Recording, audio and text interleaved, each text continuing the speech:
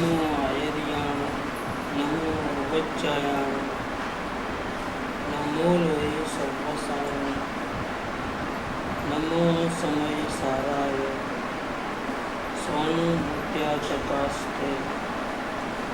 चित् स्वभावाय भावाय सर्वभावान्तरक्षिते मंगलम भगवान वीर मंगलम गौतमो गण मंगलम कुंद कुंडार्य जैन धर्मोस्तु मंगलम सर्वमंगल मांगल्यम सर्वकल्याण कारकम प्रधानम सर्वधर्माणां चैनम जयतु शासनम ओंकार बिंदु संयुक्तम नित्यं ध्यायन्ति योगिनः कामदं मोक्षदं चैव ओंकाराय नमो नमः।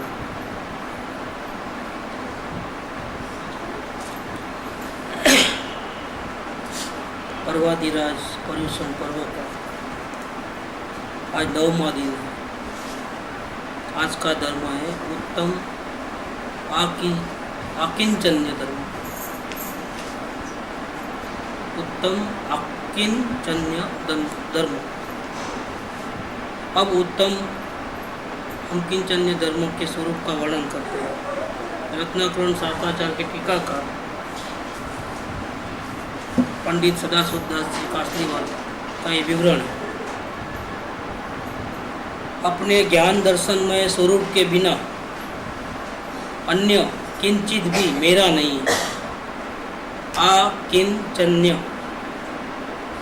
थोड़ा भी, अंकिंच माने थोड़ा, अन्य माने कुछ दूसरा। अपने ज्ञान दर्शनमय स्वरूप के बिना अन्य किंचित मात्र भी मेरा नहीं है। मैं किसी अन्य द्रव्य का नहीं हूँ।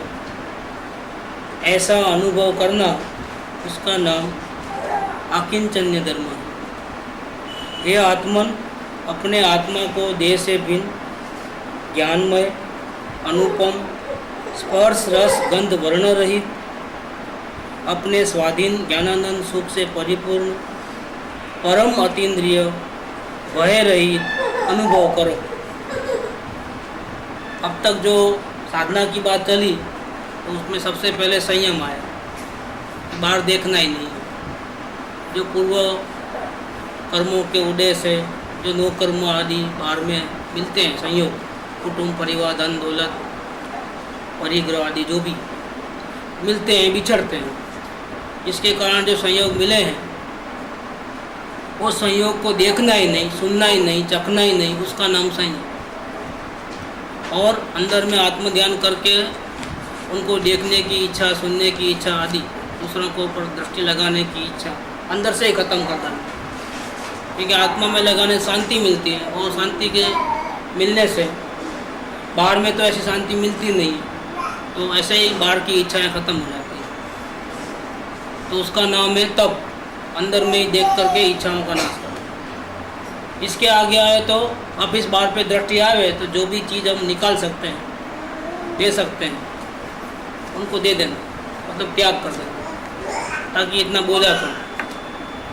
और भी कुछ बाकी रह गया हो जिसको हम त्याग नहीं कर सकते, जैसे शरीर है तो उसका त्याग अब अभी हम नहीं कर सकते, तो उनको क्या करना, दृष्टि में उनकी ममता का त्याग करना। इसका नाम है आकिंचन्य धर्म। देखो इस सिकोण से पूरा कि पहले इंद्रियों से बाहर देखना ही नहीं, फिर अंदर देखे तो तपस्या से अंदर से इच्छाओं को जला देना, ये तब। फिर आगे उपयोग वापिस बाहर आया तो जो भी निकाल सकते हैं वो निकाल देना, बोझा रहित हो जाना। और जो नहीं निकाल सके, ऐसे जो कुछ पदार्थ हैं कि जिनका संयोग तो लाइफ टाइम रहने वाला है, उनमें ममता खत्म कर देना, उनकी दृष्टि छोड़ देना। कैसे कि ये चीज़ मेरी नहीं है, ऐसा करके ये आकिंचन्य धर्म को प्रकट करना। इसके बाद कल आएगा ब्रह्मचर्य, तो सबसे छूट गया ना, अब ब्रह्म में लीन हो जाना अपने आत्मा में, उसका नाम क्या है, ब्रह्मचर्य। ऐसा सीक्वेंस से लिया है। पहले सम्यक दर्शन के द्वारा क्रोध, मान, माया, लोभ, असत्य को जीत लेना, 5 धर्मों तो वो लिए।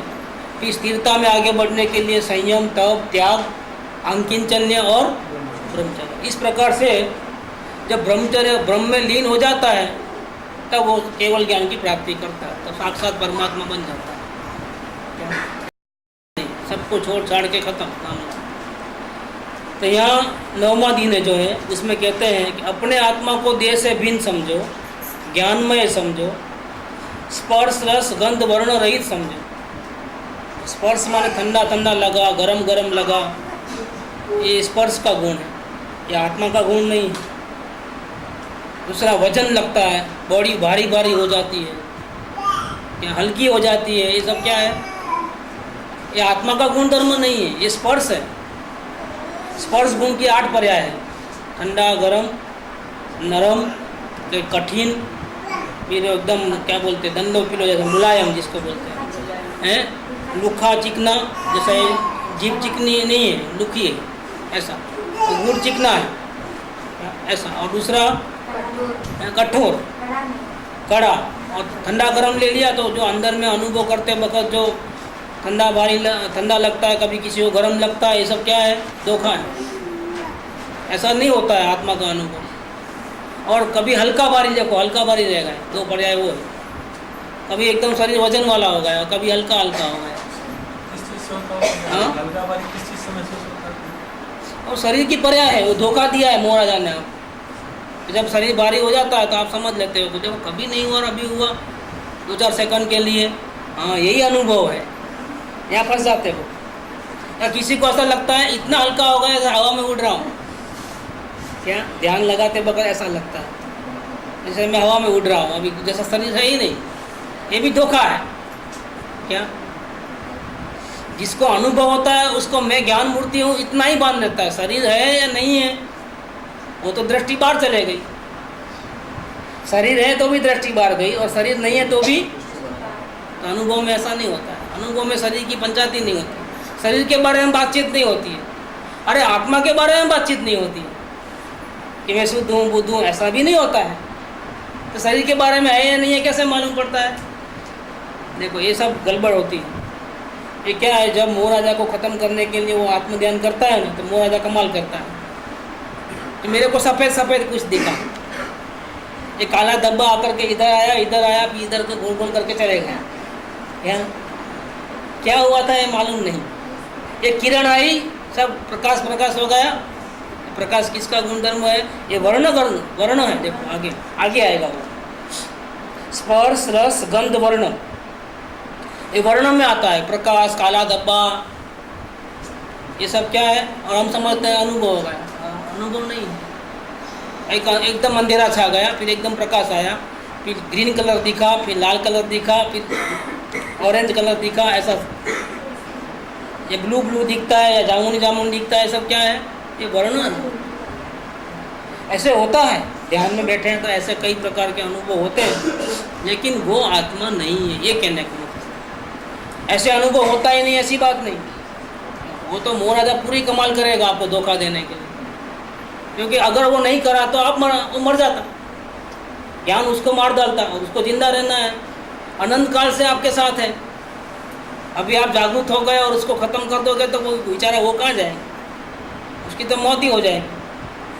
इसीलिए वो सब आपको धोखा देने के लिए पैंतराबाजी करता है।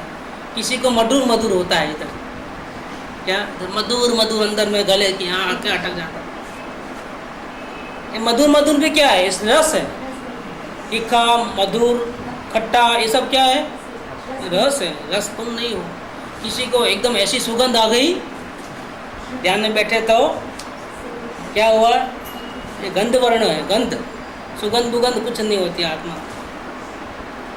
लेकिन ये धोखा देने वाले चीज़ें बनती हैं, और इसको अगर अनुभव समझते हो तो ये अनुभव नहीं।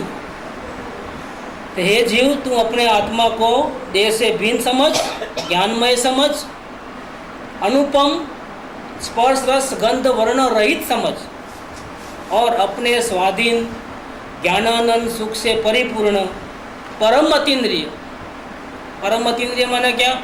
आँखों से दिखाई न दे, कानों से सुनाई न दे। देखो ऐसा इंद्रियों का काम नहीं है वहाँ पर। इंद्रियों के सहाय बिना भी देखे, अंधा लूला बहरा गूंगा सब देख सके। क्या ऐसा जीव हो तुम, परम अतीन्द्रिय जीव हो, तुम केवल ज्ञान गम्य हो, तुम शब्द गम्य भी नहीं हो, वचनातीत इंद्रियातीत ऐसे तुम चीज हो, परम अतीन्द्रिय हो और भय रहित हो, क्योंकि तेरा तो बाल भी वांका नहीं होता है। अगर कोई तुझे गाली देता है तो तेरे को कहाँ देता है, तुझे मारता है तो तेरे को कहाँ मारता है। तू तो अजर अमर आत्मा हो, तुझे तलवार भी नहीं काट सकती है, ऊपर से एटम बम डालोगे तो भी हीरा तो कुछ बनने वाला नहीं है। शरीर का वियोग होता है, आत्मा और कहीं चले जाती है, तेरे को क्या होता है। इसीलिए तुम भय रहित हो। कैसे हो? भय करने की जरूरत नहीं है कि दांत में दर्द है तो क्या और हाथ में दर्द है तो क्या, कुछ नहीं होता है। जो कुछ होता है संयोग में होता है, तेरे में कुछ होता। यह देह है वो मैं नहीं हूँ, क्योंकि देह तो रस रक्त हड्डी मांस चमड़ी जड़ अचेतन है। मैं इस देह से अत्यंत भिन्न हूँ, क्योंकि देह से छूट नहीं सकता है ना। अगर छोड़ सकता तो उसका त्याग धर्म में ही आ जाता नंबर, लेकिन त्याग धर्म में पैसा छोड़ सकता है। हमारे घर में जो पशु पाल के रखे हैं उनको हम दूसरों को दे सकते हैं। गौधन होता है, गाय भैंस वगैरह, घोड़े हाथी घोड़े होते हैं, वो किसी और को दे दो, ऐसा हो सकता है। मकान किसी और को दे दो, लेकिन ये मकान को कैसे छोड़ दो। तो त्याग में तो वो सब आएगा, हाथी घोड़ा मकान सब, या नाम बदल डालो। क्या क्या वो संसारी नाम अलग रहता है और साधु बनने का नाम अलग रहता है, नाम बदलता है। मतलब मैं वही नाम ही हूँ ही नहीं। ऐसा कर सकते हो, ये सब तो छोड़ सकते हो, त्याग कर सकते हो, लेकिन इनको कैसे त्याग करोगे देह को।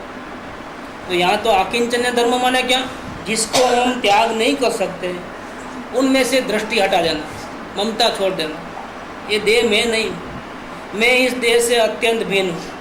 ब्राह्मण क्षत्रिय वैश्य शूद्र आदि जाति कुल किसके हैं? देह के हैं, मेरे नहीं। मैं न ब्राह्मण हूँ न क्षत्रिय हूँ न जैन हूँ न अजैन हूँ। देखो मैं तो परमात्मा हूँ। मैं गोरा भी नहीं हूँ, सांवला भी नहीं हूँ, राजा भी नहीं हूँ, रंग भी नहीं हूँ। ये सब किसके धर्म है? पर्याय के। न मैं स्वामी हूँ न मैं सेवक हूँ, न पंडित हूँ न मूर्ख हूँ। ये समस्त रचना किसकी है? कर्मों के उदय की है। पूर्व कर्मों के उदय से कोई जीव स्त्री है, कोई पुरुष है, कोई छोटा है कोई बड़ा है, कोई राजा है कोई रंक है, कोई गोरा है कोई काला है, कोई ऊंची जाति वाला है कोई नीची जाति वाला है। अब वो तो आयुष्य पर्यंत रहेगा, क्योंकि अगाधी कर्म का है वहाँ पर प्रॉब्लम। नाम कर्म, गोत्र कर्म, वेदनीय कर्म और एक रह गए आयुष्य कर्म। देखो ये चार अगाधी कर्म तो आयु पर्यंत है, उसको तो कोई छोड़ सकता, अरियन भगवान भी नहीं छोड़ सकते। तो हम तो कौन है? क्या चार अगाधी कर्म तो उनके भी होते हैं। सिद्ध परमात्मा को एक भी कर्म नहीं होता है, लेकिन अरियन भगवान को केवल ज्ञान हो जाने के बाद भी ये चार तो रहते हैं। तो क्या करना है? अभी है तो हमारा क्या बिगाड़ देंगे? वो हमारा कब बिगाड़ेंगे? जब हम उनको अपना मानेंगे। भले ही साथ में है, कोई चिंता की बात नहीं है। मैं मेरी दृष्टि मेरा अपनापन मेरे आत्मा में करूँगा, संयोग साथ में, मेरे को इससे कोई लेना देना नहीं है। देखो जिसको साधना करना है उसको दुकान का त्याग करना है, घर का त्याग करना है। क्यों? साधना ब्रह्म में लीन कैसे होगा? कि दुकान में आधा टाइम जाएगा। तो ब्रह्म में लीन होने के लिए वो त्याग करना है। और जो त्याग नहीं कर सकता है शरीर आदि, उसमें क्या करना है? उसको अपना नहीं मानना है। देखो ये अंकिंचन्य धर्म होगा। मैं तो ज्ञायक हूँ, ये सब मेरे नहीं है, मैं तो जानने वाला हूँ। ये देह का संबंध मेरा स्वरूप नहीं है। मेरा स्वरूप तो अन्य द्रव्य की उपमा रहित अनुपम है।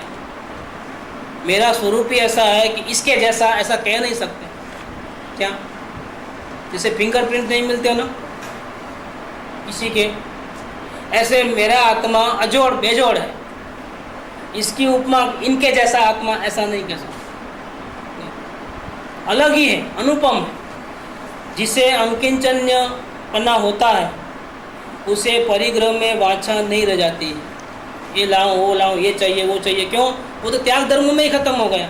अगर चाहिए तो त्याग क्यों करता? तो खत्म पहले ही हो गया।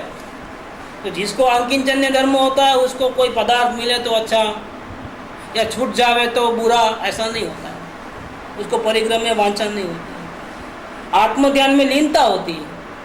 देहादि में तथा माया वेश में अपनापन नहीं रहता है। मैं मुनि हूँ ऐसा भी नहीं रहता है। बोलो। फिर चारित्र में भी उसको थोड़ी त्याग करता है, भाव और बुद्ध होते हैं। हाँ, तो ये सिर्फ श्रद्धा में वो मानता है कि मैं मुझे त्याग करना। असल में जो 10 धर्म हैं वो मुनिराज के हैं, क्योंकि वो चारित्र के धर्म हैं। धर्म माने शांति। और जब एकदम किन कसाय की चौकड़ी होकर के जब मुनिराज को शांति मिलती है और उत्कृष्ट धर्म होता है क्या, तो उसमें उनमें ऐसे 10 प्रकार के लक्षण दिखाई देते हैं। क्या? उत्तम क्षमा आदि। मुनिराज जैसी क्षमा हमारी नहीं रहती है। हमको गाली देंगे तो हम वो 4 सुनेंगे, लेकिन 2 तो हम भी देंगे। क्या? ज्ञानी हो तो भी। लेकिन ये जो 10 लक्षण धर्म है मुनिराजों का असल में, तो मुनिराजों को ये आचरण से होता है, और सम्यक दृष्टि को वही चीज़ कैसे होती है? अभिप्राय से। देखो, सम्यक दृष्टि को अभी वो आचरण में लाना बाकी है। अभी तो ये आगे बढ़ करके श्रावक बनेगा, इससे आगे बढ़ करके वो मुनिराज बनेगा, तो उसको तो टाइम बाकी है। तो अभी तो अपना जो ज्ञानी हो गए हैं उनको तो श्रद्धा से ही समझना है सब बात। संतुलन कसा है, अकेला है, वो इतना सूक्ष्म है कि उनको भी मालूम नहीं पड़ता है। ऐसे अंतर्जल रहते हैं, निर्विकल्प जैसा, बिल्कुल अबुद्धिपूर्वक के विकल्प रहते हैं। तो वहाँ पर भी रहते हैं अबुद्धिपूर्वक क्यों? हाँ, अबुद्धिपूर्वक तो रहते हैं जब तक पूर्ण वितराग नहीं हो तब तक। ये पर्व क्यों? ये 10 लक्षण भावना बनाने के लिए, भावना बनाने के लिए, और ये मुनिराजों की भक्ति होती है इसके अंदर। अपने मंदिर में जो पूजा होती है 10 लक्षण धर्मों की, तो पहले दिन मुनिराजों को स्थापना करते हैं। क्या? ऐसे कोई पदार्थ जैसे लविंग हो, पूरा लविंग हो, ब्रेक ना हो, ऐसे लविंग ये मुनिराज समझते हैं इसको, कि ऐसी कल्पना करते हैं इसकी स्थापना कि ये मुनिराज हैं। ऐसा ऐसे 4-5 लविंग के टुकड़े लेकर के उसमें सिंहासन पे लेके जा करके विराजमान करते हैं। फिर रोज एक धर्म की पूजा करते हैं, जैसे अपने रामकोट मंदिर में ऐसा हो रहा है। फिर आखिरी दिन जब होगा, जो आखिरी पूजा हो जाएगी, तो मुनिराजों को वापस अपने अपने स्थान पे भिजा देते हैं। ऐसा तो ऐसी जगह पे रख के आते हैं कि कोई उनके असाधना न हो, ऐसी जगह पे रख देते हैं। तो स्थापना करते हैं, क्योंकि सब मूर्ति तो बना नहीं सकते आप लविंग के दाने में ऐसा कुछ करके, इसको ये मुनिराज है करके ऐसा करके 10 दिन तक उनको रखते हैं। ये इसको भाव से करना होता है। ये भी असल में भाव है, द्रव्य से करते हैं, लेकिन असल में तो उनमें भाव की स्थापना करते हैं। तो यहाँ मुनिराजों की मुख्यता से बात है, लेकिन अपने को तो ये श्रद्धा से समझना है। जिसे अंकिंचनपना होता है उसे परिग्रह में वांछा नहीं रह जाती है। आत्मध्यान में लीनता होती है।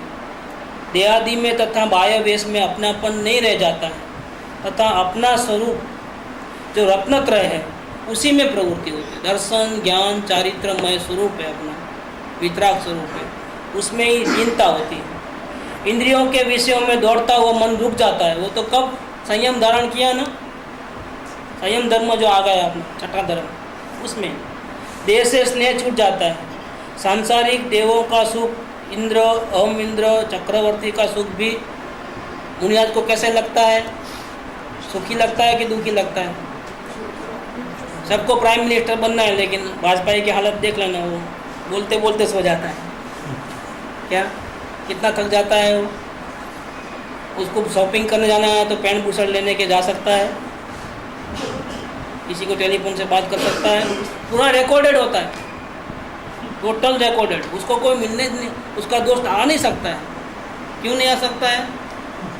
ना, वो प्राइम मिनिस्टर दुखी है। क्या? अपने घर वालों से ही बात करना है तो उसको फुर्सत नहीं है, मुझे करना है। वो तो अच्छा है, वो बैचलर है, तो परेशानी हो जाए। प्राइम मिनिस्टर अगर बने तो बहुत प्रॉब्लम हो जाए। तो अपने को कैसा लगता है? वो दुखी लगता है अपनी नज़र में। उसकी नज़र में वो कैसा, दूसरे लोग कैसे मानते होंगे? कब मैं प्राइम मिनिस्टर बनूं? क्या? वो अडवाणी पीछे लगा है, अभी तक वो आगे थोड़ा आ गया है, डेप्यूटी हो गया है, ये मारेगा धक्का हुसैन सागर में। देखो तैयारी ऐसी चल रही है, उसमें सुख लगता है, लेकिन मुनियाजों को अहम इंद्र का देव बनने का भी सुख कैसा लगता है? दुख लगता है। अरे रे वहाँ जाना नहीं है, स्वर्ग में नहीं जाना है, कुछ भी हो जाए यहाँ ही खत्म करो, सब कर्मों को यहाँ ही जला दो, वहाँ वो पद मेरे को नहीं चाहिए, अहम इंद्र का पद मुझे ना चाहिए। देवों में सबसे ऊंचे पद है वो अहम इंद्र के पद है। अहम इंद्र माने क्या? सौधर्म इंद्र तो पहले स्वर्ग में है, अहम इंद्र आखिरी स्वर्ग में होते हैं, सर्वार्थ सिद्धि में। वो अहम इंद्र ऐसे होते हैं कि वो एक भवतारी होते हैं, वे वहाँ से मनुष्य बनने के बाद नियम से मोक्ष में जाने वाले हैं, आखिरी भाव रहता है बस उनका, वो जो भाव है उनका आखिरी भाव है। और अहम इंद्र ऐसे होते हैं कि उनको भगवान का लेक्चर सुनने की भी जरूरत नहीं पड़ती, इतने अपने मस्त रहते हैं, वो आते नहीं है भगवान की वाणी सुनने नहीं आते। ये 5 अनुकर विमान है वही है। 5 अनुत्तर विमान और ये जो सर्वार्थ सिद्धि के जो देव है वो सब अनुत्तर अहम इंद्र होते हैं। मतलब इसका कोई इंद्र नहीं है, अब अहम मतलब खुद ही खुद का इंद्र, इसके ऊपर किसी की हुकूमत नहीं चलती, और वो एक जगह बैठ जाते हैं तो 33 सागरों का उत्कृष्ट आयुष्य वहीं बैठे बैठे ही पूरा कर देते हैं। और क्या बात करते होंगे, अंदर तो रहते नहीं है क्योंकि संयम तो है नहीं, आत्मा की चर्चा करते हैं, इसको बोलते हैं अहम इंद्र। और इतना छोटा शरीर होता है, शरीर बड़ा नहीं होता है। एक सेंसर दोबारा नहीं आती, हैं? एक सेंसर दूसरी बार दोबारा नहीं करती। नहीं, बस बैठे रहेगा, कोई तकलीफ नहीं है, खाना पीना कुछ नहीं, बैठे रहो। 33 सागरोपम जो संसार में गतियों में सबसे ऊंचा से ऊंचा आयुष्य है तो ये 33 सागरोपम, बैठे रहो, चर्चा करते रहो आत्मा। गुरुजी, हाँ, एक शंका हमेशा बोल। होती है, जैसे कुंद आचार्य यहाँ इतने अंदर में शांति में थे, तो वही जीव एक 3 समय के बाद वहाँ गए, जीव वही का वही, और स्थान होते असर करता नहीं, तो फिर वो शांति कैसे खत्म हो गई? जीव तो वही का वही है। अपना पुरुषार्थ तो नहीं चला, जब तक अंदर में आगे नहीं बढ़े, केवल ज्ञान नहीं होवे, तब तक निरंतर वेद ज्ञान पुरुषार्थ करते रहना है। अपने समय सर में आया है कि वेद ज्ञान कब तक करना, कि जब तक राग से आत्मा भिन्न न दिखे तब तक। क्या एक तो ये लिया, दूसरा क्या लिया कि वेद ज्ञान करते करते जब तक केवल ज्ञान ना हो तब तक वेद ज्ञान करते रहो। 2 पॉइंट लिया है। तो उन्होंने पहला काम तो कर दिया, कौन सा? राग से भिन्नता वाला, लेकिन थोड़ा लेट पहुंच गए, ट्रेन छूट गई और बाद में पहुंचे। क्या हुआ कि केवल ज्ञान होने से पहले देह छूट गया, तो जो आयुष्य खत्म होने से पहले जो उत्कृष्ट आराधना करनी चाहिए उसमें वो लेट हो गए। तो क्या हुआ, गाड़ी छूट गई। अब दूसरा भाव करो, बाद में आओ, अभी नहीं। और दूसरी ट्रेन दूसरे 24 घंटे के बाद मिलती है, और इनको 33 सागरों के बाद मिलेगी। क्या अभी वो दूसरी ट्रेन जल्दी आती नहीं है, क्योंकि मनुष्य जन्म वो ट्रेन है। क्या देवगति से डायरेक्ट मोक्ष नहीं जा सकता, तो वापिस वो जब तक वापिस घर पे जाओ, मज़ा करो, आनंद में रहो, वापिस आना, दूसरी ट्रेन पकड़ना, तब मोक्ष जाना। लेट किए तो उनका गलती है ना, जीव प्रमाद करता है। ये जल्दी जल्दी कार्य करना चाहिए, जल्दी जल्दी श्रेणी लगाना चाहिए। मुनिराज का काम क्या है, ये बेंसी के वचनामृत में आता है कि हमने मुनिपना क्यों लिया है? पंचमहाव्रत का पालन करने के लिए नहीं लिया है। उपयोग अंदर में ही रहे और बाहर न आवे, इसीलिए हमने मुनिपना लिया है। अगर मुनि बनने के बाद हमारा उपयोग थोड़ा भी बाहर जाता है तो हमको बहुत तकलीफ होती है। क्यों होती है? क्योंकि हम हमारा जो कार्य करना चाहिए था वो कार्य करते, वो तो ऐसा चाहते हैं कि धन्य वो दिवस कब आवे कि मेरा उपयोग अंदर चले जाए, कभी बाहर निकले ही। ये बात बेंसी के वचनामृत में मुनिराज के बारे में आती है। मुनिराज की भावना ऐसी होती है, उनको तो बहुत आनंद मिलता है, लेकिन फिर भी क्या कहते हैं, ये पतली दार न बाएं वन में। ये क्या, अंदर में तो दरिया है शांति का, आनंद का, और कितना मिलता है? दिन में हजारों बार मिलता है, लेकिन पेट नहीं भरता है। अपने को तो हजारों बार, 6 महीने में मान एक आध बार मिले, उनको दिन में कितनी बार मिलता है? हजारों बार। अंतर्मुहूर्त में वो केवल मतलब अंदर में निर्विकल्प अनुभव में जाते हैं। देखो ऐसे मुनिराज कहते हैं कि क्या थोड़ा थोड़ा आनंद मिलता है, पतली धार न बाहे वन में। हमको तो पूरा अंदर में पूरा का पूरा खजाना चाहिए, तो थोड़ा थोड़ा मिले।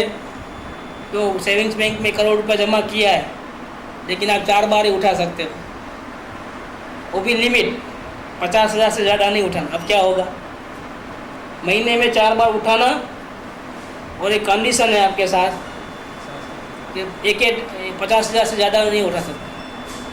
तो महीने में कितना उठा सकते हैं मैक्सिमम, जबकि संपत्ति किसकी है, बैंक वाले की है कि अपनी है। ऐसा मुनियाज को बहुत तकलीफ होती है, क्यों कि अंदर में नहीं रह पाता। तो कुनकुनाचार्य देव ने इनसे ये गलती हो गई। संतुलन कसाय था तो गलती की सजा भुगतने के लिए भी क्या करना पड़ता है, वापिस जाओ, क्योंकि ये कार्य समय सार लिखा ना, इतने सारे पुण्य बांधे ना, ऊंची गति में जाओ। देखो मुनियाज की भूमिका में अगर किसी और का ख्याल रखते हुए पुण्य करते हो, मुनियाज की भूमिका में, तो आप सौधर्म इंद्र नहीं बनते हो, क्या बनते हो, अहम इंद्र बनते हो। ऊंचा लेवल चले जाता है, इतना मोक्ष से दूर होते हो। तो ज्ञानियों की कितनी करुणा है अपने ऊपर कि खुद तो डूबते हैं, मतलब लेट पहुंचते हैं, लेकिन अपने लिए तो राग करके समझा करके कितना करते हैं। उन्होंने शास्त्र कैसे लिखे होंगे समय सार, हमको सच में भक्ति नहीं आती है। उन्होंने समय सार में कैसे शास्त्र लिखे होंगे, वो इंक नहीं थी, पेन नहीं थी, वो तो ले नहीं सकते मुनिजात। तो ताड़पत्र में वो खिला करते, हॉल करते करते लिखते, एक एक शब्द और लिख के बताना आप, एक कड़क पुठा लेकर के हॉल करके लिखना ताजनी से। क्या उन्हें समय सार की 415 गाथा, नियम सार की, प्रवचन सार की, ऐसे 84 शास्त्र लिखे। कितने देखो, जो इसमें से अभी बहुत ही कम उपलब्ध है, बाकी तो है नहीं अभी। देखो लोगों तक पहुंचेगा कि नहीं पहुंचेगा क्या मालूम। देखो 84 शास्त्र लिखे, इसमें हार्डली 15-20 भी नहीं है हमारे पास, बाकी सब नष्ट हो गए। किधर तो भी है क्या मालूम, या जर्मनी वाले लेके गए होंगे क्या मालूम। देखो दूसरे लोग के देश आकर के चढ़ाई करके सब लेके आते हैं संपत्ति। पेटी में क्या रखा है थोड़ा मालूम है, धन समझ के लेके जाते हैं, वहाँ जाकर देखते हैं तो पत्ते हैं, फेंक देते हैं, उनको क्या कीमत है। और वो लैंग्वेज को समझने वाले भी नहीं हैं, आज भी कोई नहीं है। अर्धमागधी को कौन समझे, संस्कृत को कौन समझे। अपने को तो गुजराती हिंदी में है तो चलता है। ये देखो कैसी बात है, तो अपने को उपकार बुद्धि, वो खुद तो बहुत हैरान हो गए। अभी स्वर्ग में गए तो क्या है, तो ये बात यहाँ चलती है कि मुनिराज को अहम इंद्र का सुख भी, चक्रवर्ती का सुख भी दुख लगता है, लगता है नहीं दिखता है। इनकी वांछा कैसे करेगा कि ये चाहिए, ऐसी बात ही नहीं रहती। परिग्रह, रत्न, सुवर्ण, राजपद, ऐश्वर्य, स्त्री, पुत्र आदि को उसी प्रकार छोड़ देता है जिस प्रकार ममता रहित होकर सूखे घास के तिनके के छोड़ने में उस किसी को विचार भी करना पड़ता, छोड़ूं कि नहीं छोड़ूं। घास के तिनकों को विचार करना पड़ता है, छोड़ूं कि नहीं छोड़ूं। अपने को तो एक दुकान छोड़ना है तो 1000 विचार होता है, क्या करेंगे, दाम नहीं है, मंदी है, फलाना है, दिखना है। नहीं तुमको छोड़ना क्यों है, ज़्यादा पैसा मिले तब छोड़ना है कि शांति मिले तो इसलिए छोड़ना है। देखो एंगल कैसा है, एंगल क्या है। तो सर्विस छोड़ देना है, मकान बेच देना है, नहीं नहीं अभी तो मंदी है, अभी ज़्यादा पैसा नहीं आता, क्या करने का है। हमारा टारगेट क्या है, ज़्यादा पैसा मिले तब छोड़ना है कि शांति मिले तब छोड़ना है, टारगेट क्या है। तो ये इन्होंने कैसे छोड़ते हैं मुनिराज, मुनिराज को दृष्टि में क्या रहता है, नहीं वो सूखे घास के तिनके को छोड़ने में दूसरा विचार नहीं करना पड़ता है कि छोड़ूं कि नहीं छोड़ूं। क्या अगर ग्रीन है तो अपने घर में गाय भैंस है तो उनको खाने में काम भी आता है क्या, तो उसको संभालने की चिंता होती है। लेकिन सूखा घास का तिनका है, उसको क्या काम आएगा, कुछ काम आने वाला नहीं, तो उसको छोड़ने में विचार नहीं होता। इसी प्रकार से परिग्रह, रत्न, स्वर्ण, राजपद, ऐश्वर्य सबको वो आसानी से छोड़ देता है और विचार भी नहीं आते हैं। आकिंचन्य तो परम वितरागपना है। जिनका संसार का किनारा आ गया हो उनको ही यह अंकिंचन्य धर्म होता है। नहीं तो क्या है कि जितना छोड़ सके उतना छोड़ देता है, लेकिन जितना अपने पास होता है उसमें तो ममता रहती है। देखो ये उत्कृष्ट वितरागता आती है ना, तब ये धर्म होता है। मामूली बात नहीं है कि शरीर में भी अपनापन छोड़ देना, शरीर में भी अपनापन छोड़ना।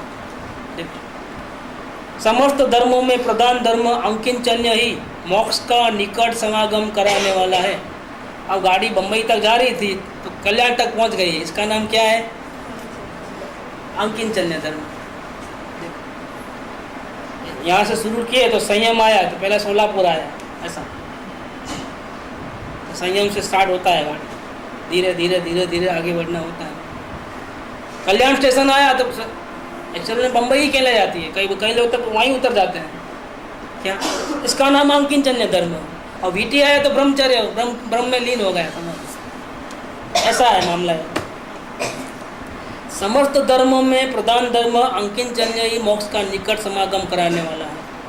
अनादिकाल से जितने सिद्ध हुए हैं वे सब अंकिंचन्य धर्म से ही हुए हैं। शरीर में ममता रहो और सिद्ध बनो, कैसे बनोगे? अशरीरी सिद्ध भगवान कैसे बनोगे?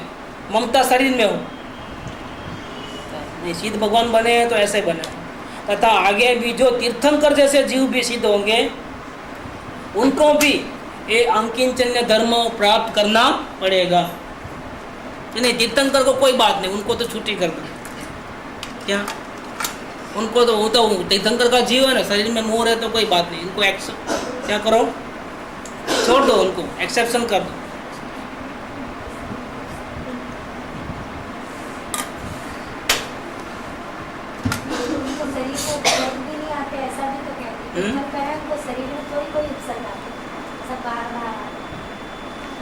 नहीं, मुनि पद में आते हैं।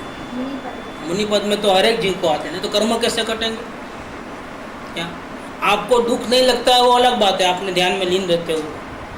लेकिन मुनि पने में महावीर स्वामी को भी कान में खिले आए, ऋषभदेव भगवान को भी हुए उपसर्ग, सबको होते हैं उपसर्ग। आड़ लेने जाते हो, आड़ नहीं मिलता है, क्या है? उपसर्ग है। ठंडी गर्मी क्या है? मच्छर वगैरह क्या है? उपसर्ग है पूरे। देवकृत, मनुष्यकृत, तीर्यंकृत।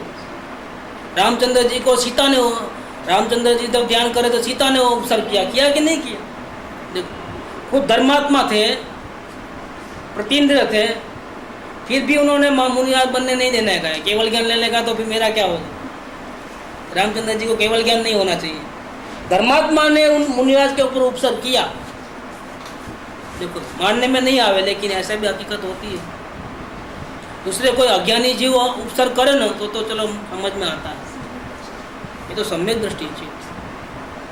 क्या प्रतीन्द्र बहुत ऊंची पोस्ट में देव है, वो आकर के रामचंद्र जी को केवल ज्ञान नहीं होना, उसके लिए कितना मगजमारी करते हैं। लेकिन रामचंद्र जी जीत गए बाजी, वाकिंचन्य धर्म के कारण। तो शरीर मेरा नहीं तो तू मेरी कहाँ से हो गई? था एक टाइम में जमाना कि तुम मेरे को चाहती थी, मैं तेरे को चाहता था, एक जमाना वो भी था। लेकिन अब तो अंकिंचन्य धर्म प्रकट हो गया। अब मुझे मेरे आत्मा के सिवा कोई चाहिए। तुम वापिस भी आ गए ना, अगर स्वर्ग से सीता बन के ही वापिस आए ना, मुझे तेरे पर नजर ही नहीं करनी है। क्या कि मैं वापिस आ गई हूँ, मैं गलती हो गई, मैं छोड़ के गई, ऐसा करके मैं मरी नहीं हूँ। असल में मेरे को तेरे से बहुत प्यार था। हाँ, वो जो रामचंद्र जी ने जो गड़बड़ की थी, भूत पाप कर्म किया था, उसके निमित्त के सीता जी बन के आई और ध्यान में से दिखाने के लिए कितने नाच नखरे करते हैं। क्या वो खुद तो देव है, वो देवी नहीं थे कुछ, लेकिन सीता का रूप लेकर के उन्होंने बहुत कुछ धमाल किया। हाँ, वन में जहाँ वो ध्यान कर रहे थे ना रामचंद्र जी, ये गजपंथा का क्षेत्र जो है, वहाँ से मोक्ष गए रामचंद्र जी। अपन जाते हैं ना यात्रा में, नासिक के बाजू में मांगी तुंगी में नहीं, मांगी तुंगी जो है सीता जी वहाँ से स्वर्ग में गए, हनुमान जी वहाँ से मोक्ष गए। हनुमान जी, अंगद वगैरह सब बलदेव गजपंता से। लेकिन बलदेव पूरे यहाँ से पूरे गए। बलदेव 8 में से 7 गए हैं। नहीं, 9 में से 8, एक बाकी है। हाँ, 9 में से 8 जो गए, उसमें 8 में से 7 वहाँ से गए, गजपंता से। शायद रामचंद्र जी होंगे फिर मांगी तुंगी में।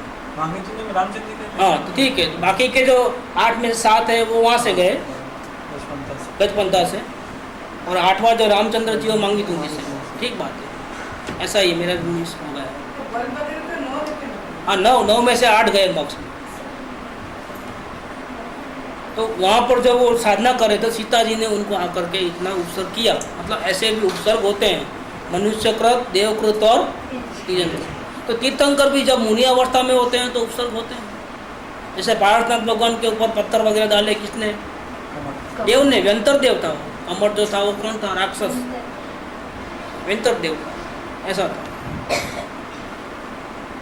आगे कहते हैं इधर कि ये अंकिंचन धर्म तो तीर्थंकर आदि होंगे ना, जो आगे भविष्य में सिद्ध होने वाले होंगे ना, उनको भी अंगीकार करना पड़ेगा। इसके बिना तो बम्बई पहुंच सकते, मतलब मोक्ष आने वाला नहीं है।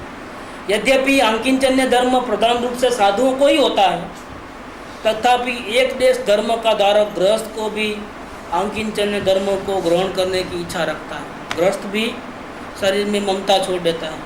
बीमारी होती है तो इतना आकुल व्याकुल नहीं होता। इसका मतलब क्या है? क्या होगा ऐसा विचार नहीं आते। उसका क्या है मतलब? तो अंश में उसको अंकिंचन्य धर्म प्रकट हुआ है। देह में इतनी ममता नहीं।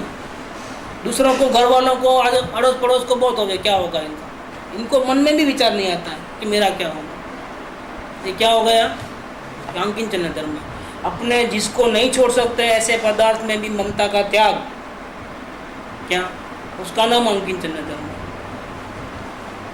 जो ग्रहाचार में भी मंदरागी होकर के अति विरक्त होता है, उदासीन रहता है, प्रमाणिक परिग्रह रखता है, जो अपने को जरूरत है उतना ही लेता है, ज़्यादा नहीं लेता है, जितना ज़रूरत की चीज़ है। भी समझो 1-2 जोड़ी कपड़े हो, ऐसा एक का चप्पल हो, जितना ज़रूरत है, 2 चप्पल 4 चप्पल, पार्टी में पहनने के लिए बूट और कोट शर्ट टाई वगैरह, इतना सब मगजमारी नहीं होता क्या? ये तो ज़्यादा परिग्रह होगा। तो क्या कहता है? प्रामाणिक परिग्रह रखता है, आगामी वांछा रहित है, भविष्य में और भी मिले ऐसी वांछा नहीं। अन्याय का धन परिग्रह कभी भी नहीं ग्रहण करता है।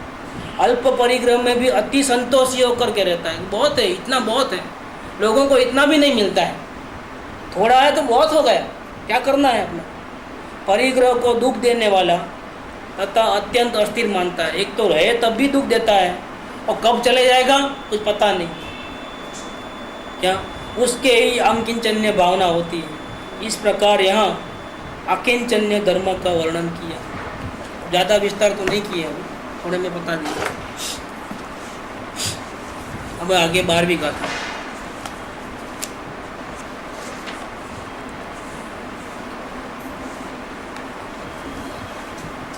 भगवान श्री कुनकुन आचार्य देव रचित ग्रंथादिराज श्री समय साजी परमागम, इसकी गाथा नंबर 12।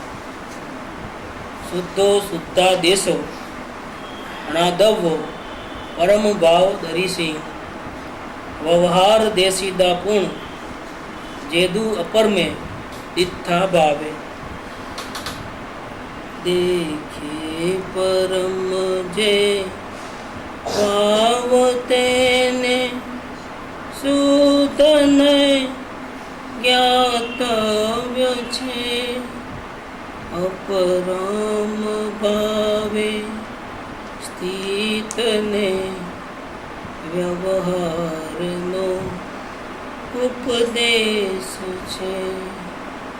अपरम भावे स्थित ने व्यवहार नो उपदेश छे।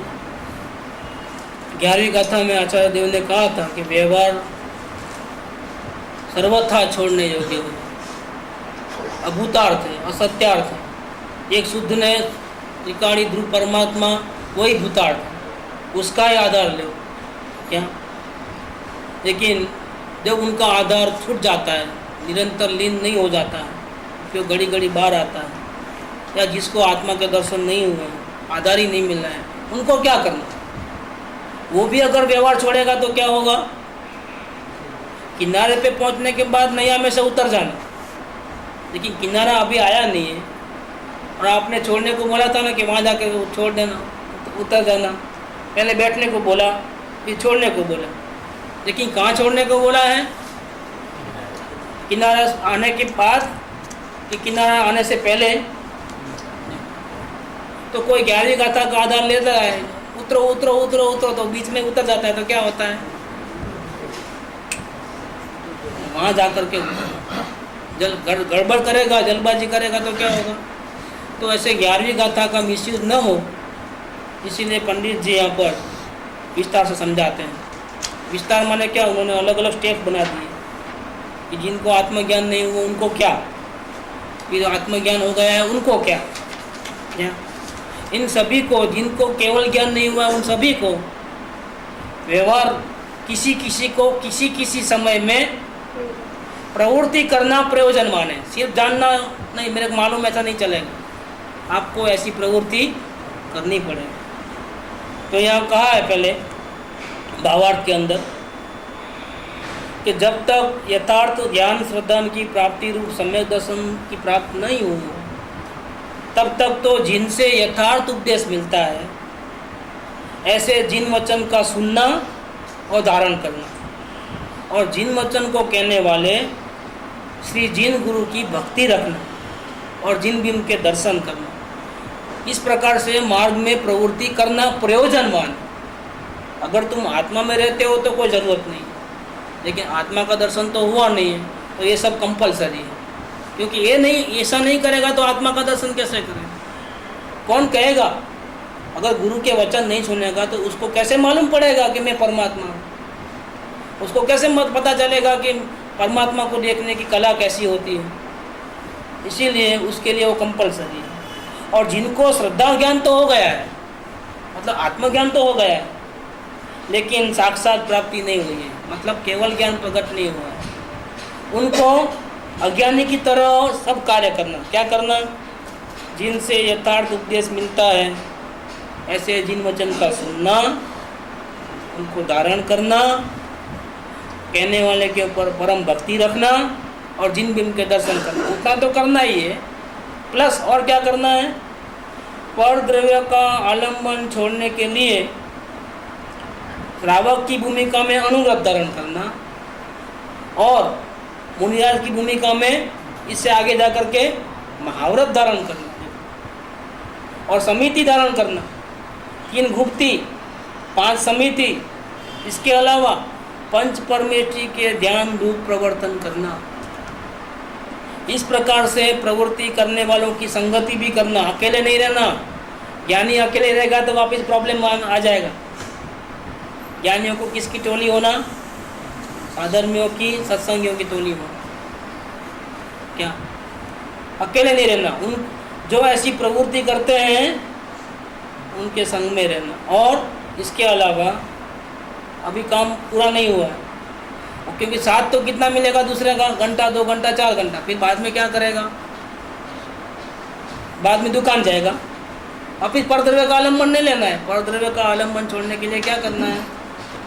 विशेष जानकारी के लिए कि श्रावक दशा कैसी होती है, मुनि दशा कैसी होती है, श्रेणी लगाने वाले मुनिराज की कैसी साधना होती है, और इसके अलावा हरिहर भगवान का स्वरूप क्या है, शिव भगवान का स्वरूप क्या है, भूतकाल में किन किन महापुरुषों ने कैसे कैसे उपसर्ग को पार करके अपनी आत्म साधना को चलाई थी, निभाई थी। ये सब ऐसी जानकारी करने के लिए शास्त्रों का अभ्यास करना। हम अपने दुखों को देखते हैं, लेडीज़ लोगों को खास तौर पे ये प्रॉब्लम हो गया, वो प्रॉब्लम हो गया, घर में इतना प्रॉब्लम है, तो उनको सती अंजना का दृष्टांत ले लेना, सीता सती का दृष्टांत लेना कि अभी तो आप ये सिटी में ही रहते हो, जंगल में नहीं हो। वो तो कैसे थे? जंगल में चले गए। सती अंजना का तो क्या हाल हुआ कि ससुराल वालों ने भी छोड़ा और पियर वालों ने भी। कैसी दशा में? जब हनुमान जी गर्भ में थे तब। देखो ऐसी बालक जंगल में बिल्कुल महलों में रहने वाली राजकुमारी, क्या उनके क्या दीदार होंगे, क्या ठाट माट होंगे, बिना एसी के रहते नहीं होंगे महल में। देखो आप बिना पथारी जंगल में भटकना, भूखे प्यासे, क्या हाल हुए होंगे, वो भी ऐसी दशा में जहाँ सिंह बाघ की तरह गर्जना होवे, कब क्या होगा पता नहीं है। ससुराल वालों ने छोड़ दिया, वो भी अपमानित करते छोड़ा, कैसे कलंक लगाया, निर्दोष थे। कैसा अपन निर्दोष होते हैं ना, और कोई गाली देता है तो उसको जब तक सीधा नहीं करते तब तक शांति नहीं मिलती अपने। क्या ये तो बिल्कुल निर्दोष, उन्होंने पाप नहीं किया था, बिल्कुल निर्दोष, उसके ऊपर ऐसा आलम्बन आ गया, झूठा आरोप आया।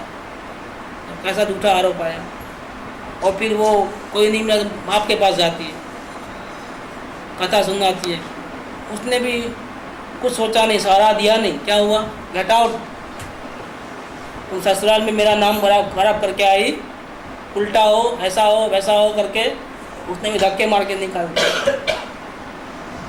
ऐसे ऐसे महात्माओं ने सम्यक दर्शन को नहीं छोड़ा है, आराधना को नहीं छोड़ा है। ऐसी हालत में भी उनको थोड़ा तकलीफ आवे, साधना बराबर नहीं चलती है, अवलोकन बराबर नहीं होता है, वेद ज्ञान बराबर नहीं होता, क्या साधना करोगे। असल में आपको अपने आत्मा से सच्चा प्यार ही, अगर आत्मा से सच्चा प्यार होता तो ऐसा छोटे छोटे मुश्किलों में हार नहीं जाते कुछ, क्या नहीं। लेकिन मैं बिल्कुल निर्दोष हूँ, फिर भी मेरे निर्दोष को भी, धर्मात्माओं को भी आया है सब, अपने किए हुए कर्मों तो उनको भी भोगने पड़े हैं भैया। तुम भी हंसो चाहे रो, तुझे भी भोगना तो पड़ेगा ही पड़ेगा, समता भाव से भोग। अपनी आराधना को मत छोड़ो, आत्म ध्यान करते करते, अवलोकन और वेद ज्ञान का सहारा लेते लेते हिम्मत से अपनी साधना में आगे बढ़ो। तूने ही कांटे बोए हैं, अब चुभते हैं तो तुम ही रोते हो और दोस्त औरों को देते हो, अब ऐसा मत करो। अभी तो अपना ख्याल रखो, जो हो गया सो हो गया, जो भी आएगा प्रतिकूलता आने दो, हम शांति से, समता भाव से उसको, आत्मा की आराधना को छोड़े बिना हम आगे बढ़ते बढ़ते उसको भोग लें, जैसे भी दिन आएंगे हम निकाल लें। ऐसा रहना चाहिए। ये कायरों का मार्ग नहीं है, क्या वचनामृत वितरागना, परम शांत रसमूल, औषध जय भव रोगना। पण कायर ने, जो कायर होते हैं, जो वीर नहीं होते हैं, वो छोटी मोटी तकलीफ आती है वो घबरा जाते हैं, नहीं नहीं मेरे से तो नहीं होता है वो लोग, क्या मैं ऐसा सहन नहीं कर सकती। जब हो गया, यह जवाब हो गया ना पूरा।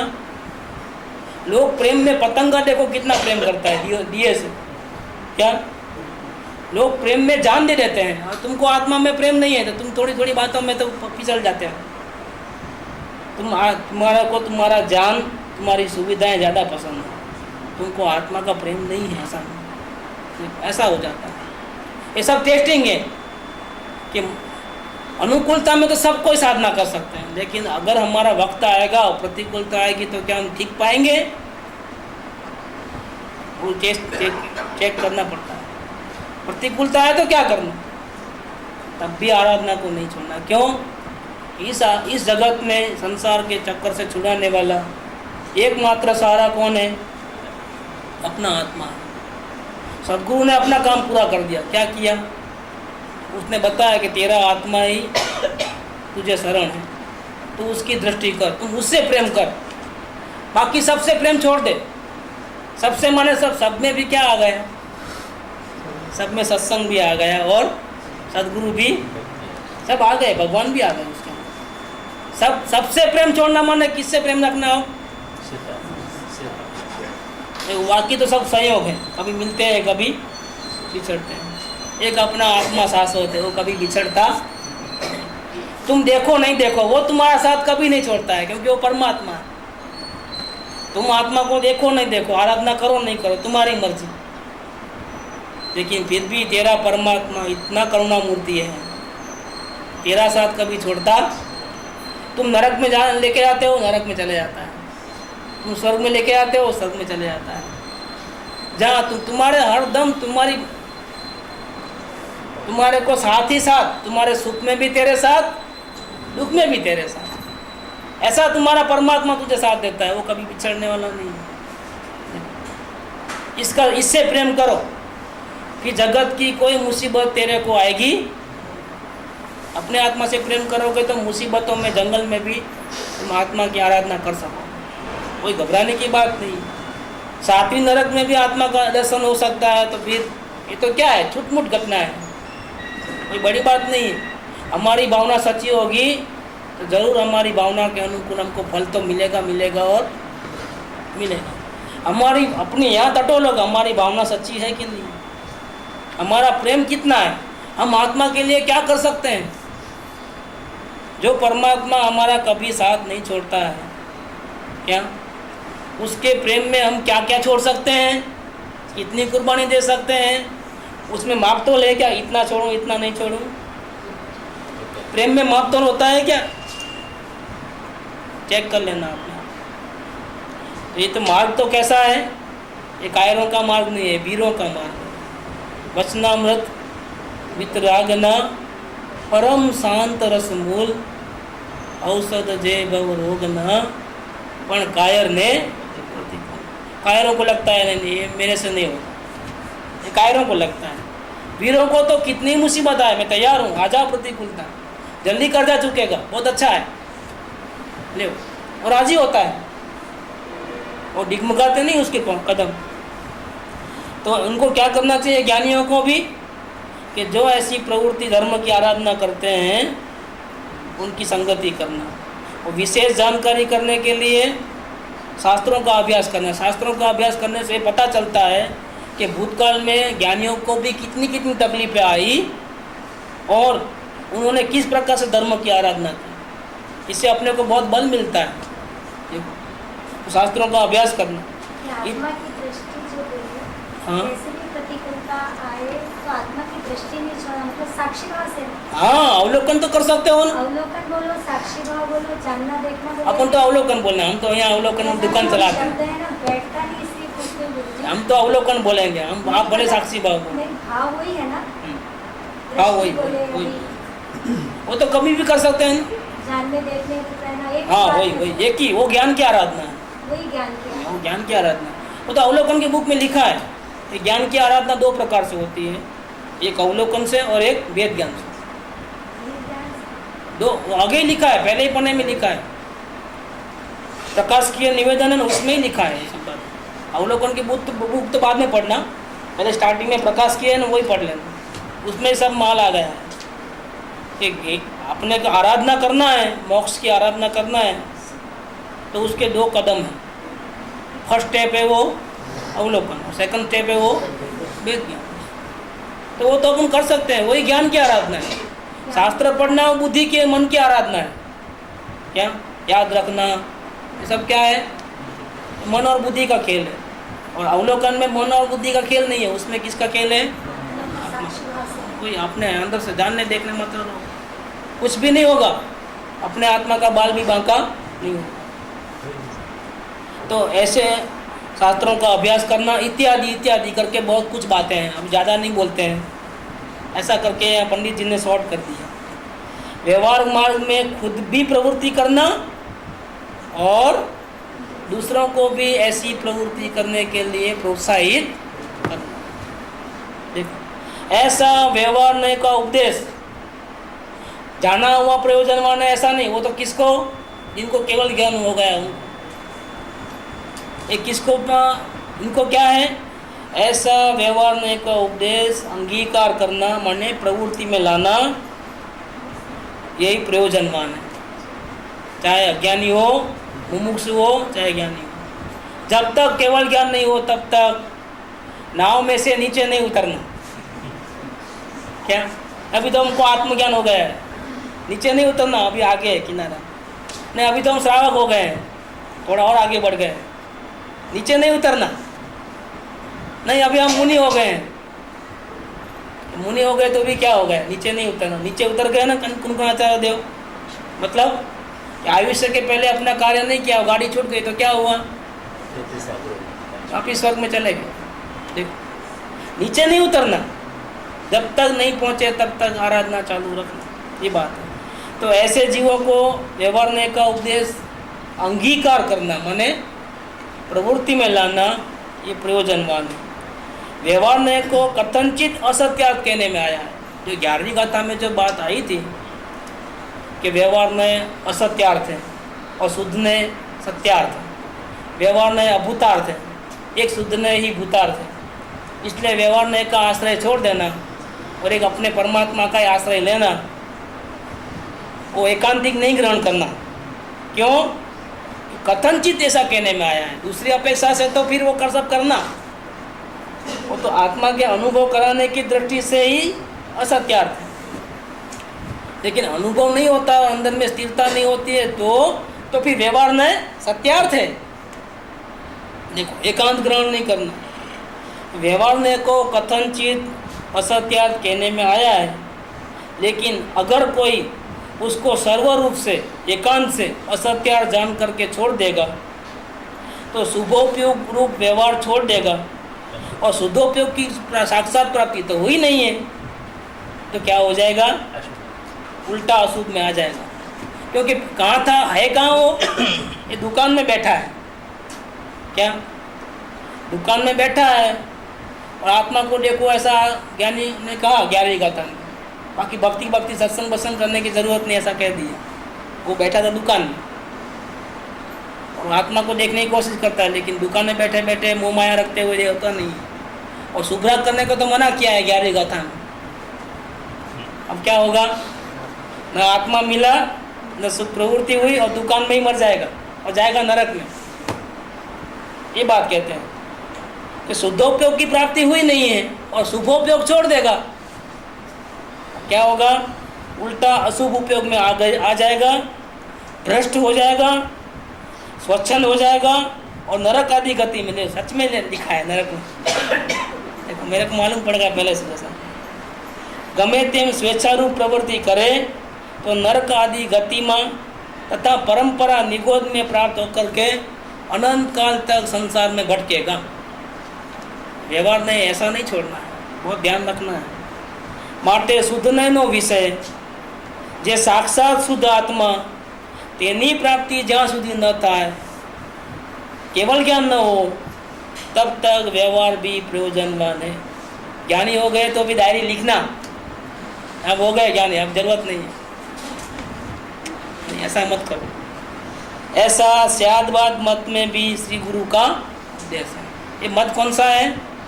स्यादवाद है। कोई भी कथन को सर्वथा 100% नहीं मानना। जैसे एक स्त्री को माँ का तो 100% नहीं, क्योंकि वो स्त्री किसी की पत्नी भी अपने बेटों के संतान की अपेक्षा से उसको माँ का है 100%, लेकिन वो माँ नहीं है, बहन भी है, लड़की भी है किसी की, ऐसा लेना है। तो ये स्यादवाद मत है। तो स्यादवाद मत में 11वीं गाथा में कहते हैं कि व्यवहार नहीं अंगीकार करना, और वापिस 12वीं गाथा में क्या बोले? नहीं व्यवहार तो अंगीकार। कि पहले ऐसा क्यों बोले थे? ये कौन सा मत है? ये जिनेंद्र भगवान की स्यादवाद वाणी है। दोनों कथन एक साथ एक ही टाइम में नहीं कह सकते, इसीलिए पहले एक बात करी, फिर दूसरी बात दूसरी अपेक्षा से दूसरी बात कही। माँ भी है, पत्नी भी, ऐसा कैसे बोल सकते हो एक साथ में? क्या नहीं बोल सकते। अगर बेटा उसको पत्नी समझेगा तो क्या हो जाएगा? अनर्थ हो जाएगा। ऐसे जो कथन है उसकी उतनी मर्यादा रहती है। क्या बेटा कभी भी माँ को पत्नी के रूप में नहीं देख सकता है, जबकि वो है पत्नी, वो माँ भी है, पत्नी भी है। इस प्रकार से जिन वचन में तो जो कथन है उसकी इतनी मर्यादा समझ करके जिस प्रकार से अपने आत्मा को सुख शांति मिले, इस प्रकार से वचन को ग्रहण करना, एकांत ग्रहण कभी भी करना। इस प्रकार से स्यादवाद मत में श्री गुरु का उपदेश है। यहाँ पर ये 12वीं गाथा का जो भावार्थ है, जो पंडित जयचंद जी ने 300-400 साल पहले लिखा था गुंदारी हिंदी भाषा में, उसका ये गुजराती अनुवाद पढ़ा, यहाँ ये पूर्ण होता है। और 12वीं गाथा का पूरा सार अब आचार्य देव श्लोक नंबर 4 में शुरू करते हैं। देखो ये समय सार की आत्मख्याति जो टीका जो हुई थी स्टार्ट, उसमें अभी कुंकुम आचार्य देव की पहली गाथा सुनने के पहले, टीका करने के पहले ही आचार्य देव ने 3 श्लोक लिखे थे। अब एक गाथा से लेकर के 12वीं गाथा पूरी हुई तब तक कुछ नहीं बोले। कौन? अमृतचंद आचार्य देव। लेकिन 12वीं गाथा पूरी होता ही उनके अंदर में इतना भाव हो गए, ओहो इतनी भक्ति आई आचार्य देव के प्रति, उनके वचनों के प्रति, कि उनके मुख से अब टीका नहीं हुई, क्या हुई? कविता बन गई। अब भाव बढ़ जाते हैं तो क्या होता है, जैसे भाव लिमिट में आते हैं तो लिखना होता है गद्य में, लेकिन भाव इतने विभोर हो गए तो गद्य पद्य बन जाता है। तो यहाँ 12वीं गाथा पूरी होते ही उनको इतनी भक्ति आई इस मार्ग की, आचार्य देव की इतनी भक्ति आई। आचार्य देव की भक्ति आचार्य देव करते हैं, क्योंकि कुंकुम आचार्य देव तो 1000 साल पहले हो गए थे। ये 1000 साल के बाद दूसरे आचार्य हुए अमृतचंद्र आचार्य देव, उन्होंने भूतकाल में हुए अपने बराबर के जो दूसरे आचार्य थे उनकी भक्ति में इतने लीन हो गए और इतना हो गया कि 4 नंबर का श्लोक यहाँ लिखा है 12वीं गाथा पूरी होने के बाद। 4, 5 और 6 ये 3 श्लोक है, 7 भी है, लियो 4, 5, 6, 7 चारों श्लोक इतनी महिमा में लिखे हैं इधर। कल से वो लेंगे।